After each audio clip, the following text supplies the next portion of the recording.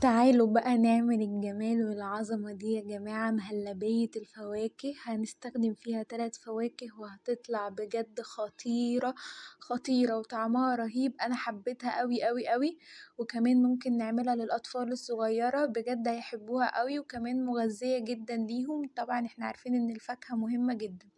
يلا مع بعض نشوف الطريقة. في الكبة بتاعتنا هننزل كده بقطع من الفراولة، وننزل عليها بكوبايتين من المية بالحجم اللي احنا شايفينه ده، وهنبتدي ننزل على الفراولة كده ب6 أو 5 معالق من السكر عشان الموضوع يطلع حلو كده وطعمه لذيذ معانا. الفراولة برضو مبتبقاش مسكرة قوي، فهتحتاج سكر معانا كتير، من 5 ل6 معالق سكر، وعشان تعجب الأطفال وتعجب الكبار طبعا. وبعد ما نحط ال6 معالق سكر زي ما احنا شايفين كده، لازم نسكرها يا جماعة عشان تبقى حلوة.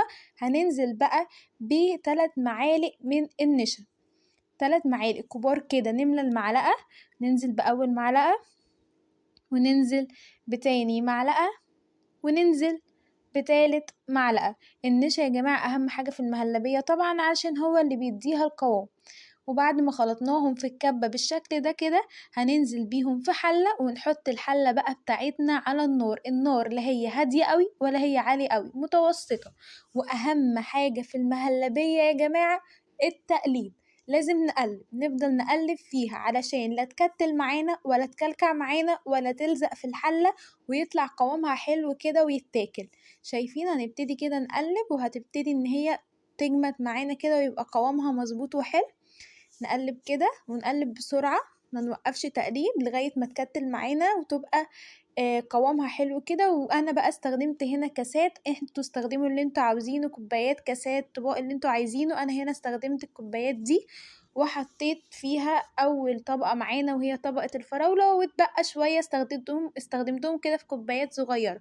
ولازم نفصل بين كل طبقة والتانية بحاجة. اول طبقة انا فصلت بينها بقطع موز كده زي ما احنا شايفين. وبعدين يا جماعة أنا كنت مخزنة مانجا، وكلنا أكيد بنخزنها. ونزلت كده بقطع المانجا في الكبة، وبعدين كوبايتين مية برضو، نفس خطوات اللي احنا عملناها مع الفراولة بالشكل ده كده. وهننزل برضو ب5 أو 6 معالق سكر على المانجا بتاعتنا. الحلويات يا جماعة نعملها مسكرة، طالما عملنا حاجة حلوة نطلعها مسكرة. ادي تالت معلقة، وهنزل برابع معلقة، خامس معلقة، وبعدين هنزل بسادس معلقة، وابتدي بقى انزل ب3 معالق نشا كبار زي ما انا قلتلكم. والنشا طبعا اهم حاجة. نبتدي بقى ننزل بالنشا بتاعنا على المانجا كده 3 معالق كبار، وبعدين نخلطهم وهيطلع معانا بالشكل ده. انا بقى بعشق المانجا. المانجا في المهلبية بتبقى تحفة. هننزل بيها على الحلة بتاعتنا كده، وبعدين برضو نحط الحلة بتاعتنا على نار متوسطة، ونبتدي برضو نقلب بسرعة كده، وما نوقفش تقليب لغاية ما تبتدي ان هي قوامها يتقل معانا، يبقى زي قوام المهلبية اللي احنا عايزين نوصله. المانجا يا جماعة خطيرة، طلعت طعمها رهيب. احلى حاجة هي المانجا، بجد لازم كل ما موسم المانجا يطلع تخزنوا مانجا. بتفيد جدا وبتساعد جدا في حاجات كتير قوي. شايفين؟ هنبتدي بقى نقلب، القوام عمال يتقل معانا كده زي ما احنا شايفين. نبتدي نقلب، شايفين تقلت معانا ازاي؟ بقت تحفة، بقت حتى قوام المانجا طلع خطير. هنبتدي بقى ننزل بالمانجا على طبقة الفراولة وقطع الموز اللي احنا عملناها دي. هننزل بقى بطبقة المانجا كده زي ما احنا شايفين، شكلها تحفة ولسه ما كملتش. وبعدين هنبتدي نفصل بينهم بالطبقة التانية. احنا قلنا لازم نفصل، فانا هفصل بيهم بقطع من البسكوت السادة. بحبه برضو، بيخلي طعم الحاجة حلو كده، وبالذات لما يسيح كده فيها.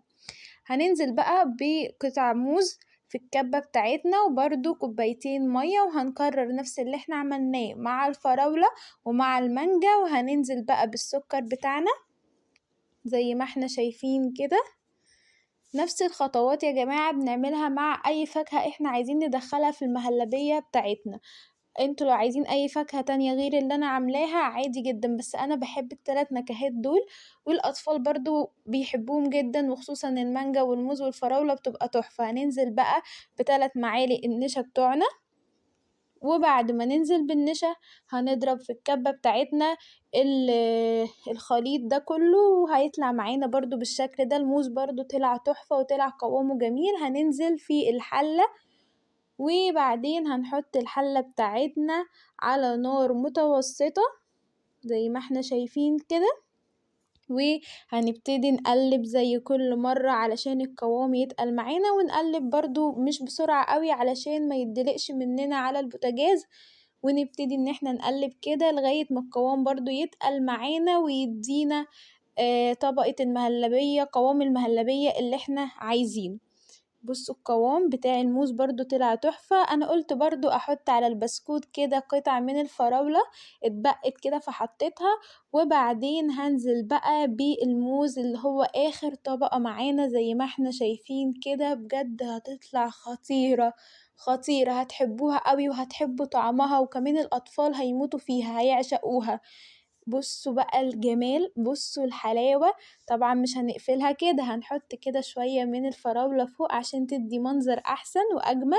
شايفين بقى احلى واطعم مهلبية ممكن تاكلوها في حياتكم، وشكلها اصلا تحفة، شكلها يجذب اي حد ان هو ياكلها.